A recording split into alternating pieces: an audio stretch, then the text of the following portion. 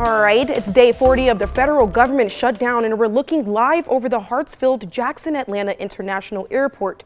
Right now, TSA agents and its traffic controllers are still expected to come to work, but many are calling out because they're not getting paid. Plus, it's the third day of the FAA's mandated reduction in flights because of the staffing issues during the shutdown. So far today, we've learned that more than 7,200 flights have been delayed and more than 2,000 were canceled. Delta was the airline most impacted by these cancellations in Georgia. Jalad Mohammed spoke to travelers as they tried to navigate these changes.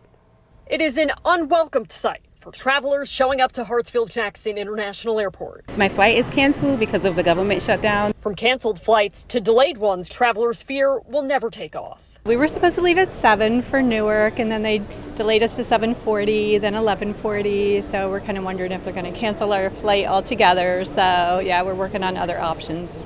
For Sharon Ferenzi, that other option is Rental car, drive 14 hours.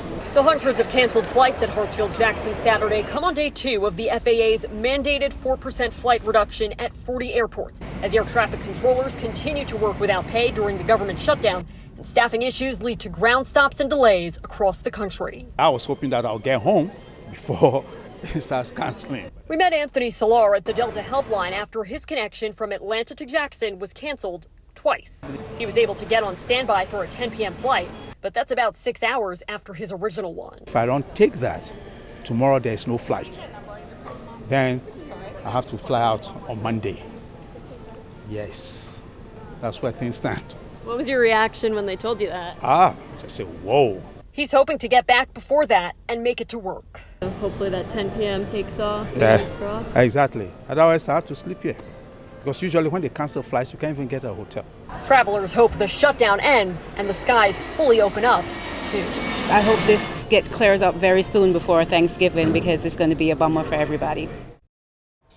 If the shutdown continues, the FAA is directing airports to cut 10% of flights by the end of this week. So far, Republicans and Democrats have not wavered on the shutdown standoff.